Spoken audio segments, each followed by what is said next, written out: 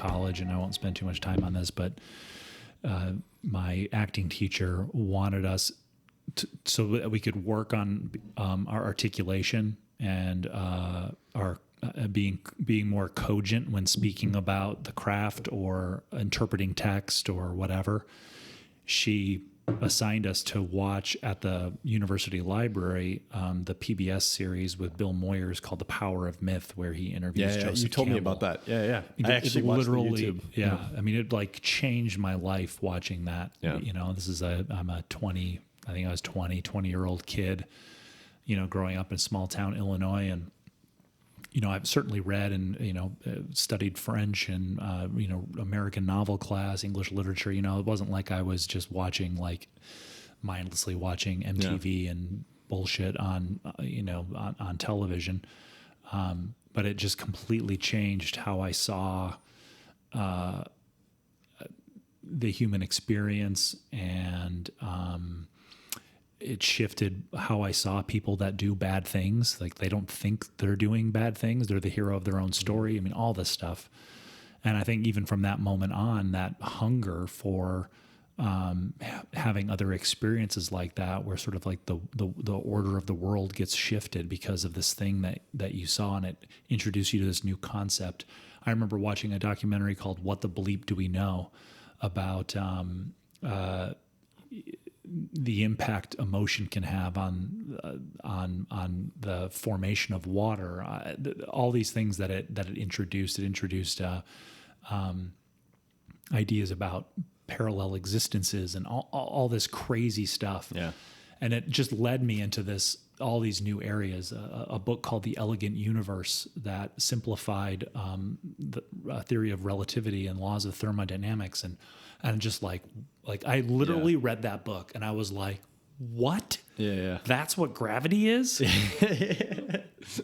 Are you kidding me? Gave you, that's how, like, the theory of relativity just blew my mind. Just puts a it just literally container on all of this stuff that it just changed everything. I would tell people, I'm like, you know, so, you know, I'm here on Earth and you go to the event horizon of a black hole right before it can pull you in. You're there for 5 seconds. 10,000 years has gone by on Earth. Yeah. Because that's what, you know, mass and gravity and all that stuff does to shift your experience of time.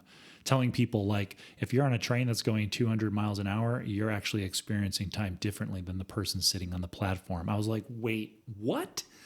Yeah. You know, all that kind of stuff. Well, I think it's interesting. Like, you have all these, it's almost a way to, it's just a way to better understand the world around you. Yeah. You know, it's like, it's a way to better, we're walking around naive about most things. Yeah. And sometimes that's a good thing, but any piece of work, whether it's a piece of scientific work or whether it's a piece of, more artistic. Yeah. It's just helping to give you a little bit of extra context. So something that's interesting to me, and I'm deliberately trying to segue into what I want to talk about with regards to the end of the piece. It's all connected though.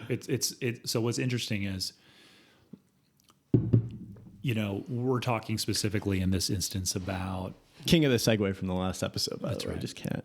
Watching a movie, reading something new, Power of Myth, reading The Elegant Universe, these things that literally reprogram your mind. They make you understand the world around you, how people work.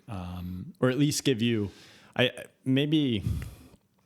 hesitate to say understand, but more so just like provide an effective framework. Yeah. Like, and it's not to say that my framework, that might be different from somebody else's framework. It's not to give anyone more.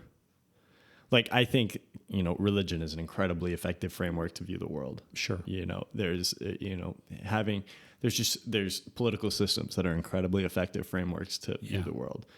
I might not agree with certain aspects of, you know, anybody else's framework, but just to give a little bit of context on, like, I think that I don't know if there's any one way that the world is. Right. I think we're just kind of these things floating around, and then, like, but it helps to have Yeah. something to. Yeah, it's just a greater level of clarity to understand how to move through it, Yeah, or exactly. how to affect it. So, you know, we consume these things that rewire us or open up our mind or change how we see things or lead us into new directions. And it's sometimes it happens to us, you know, like, I don't know, Audrey's watching something and you didn't like seek it out, but it sort of happened to you and you get sucked in and it changes something for you. Right. In addition to, Matt recommended this book. He said it was really eye-opening. I'm going to read it. I had a similar experience, and now I see things differently or have different clarity, whatever. And how then is that new clarity or new way of seeing things going to impact your work, whether it inspires you to shift your work, to make new types of work, to enhance your work, whatever. Right. So the parallel is, how do experiences, not necessarily of our choosing, lead us into new ways of seeing the world, different levels of clarity, inspiration for work? What does it open up in front of us to pursue, to seek out, to explore, and to make? It had been a golden afternoon, and I remember having the familiar conviction that life was beginning over again with the sunrise.